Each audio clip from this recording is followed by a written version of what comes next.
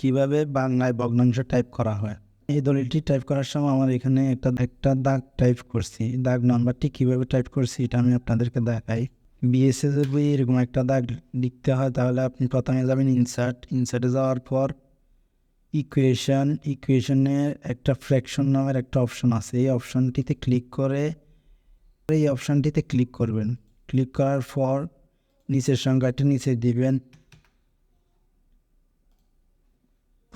উপরে দিয়ে দিবেন। এরপরে এটাকে বাংলায় করবেন কিভাবে, এটার উপরে প্রথমে ডাবল ক্লিক করবেন। ডাবল ক্লিক করার পর এবিসি টেক্সটে ক্লিক করবেন।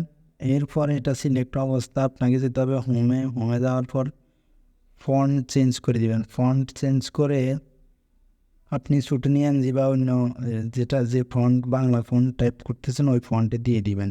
কমপ্লিট। এরপর আমরা এখানে একটু ফন্ট বড় করে দিতে পারি।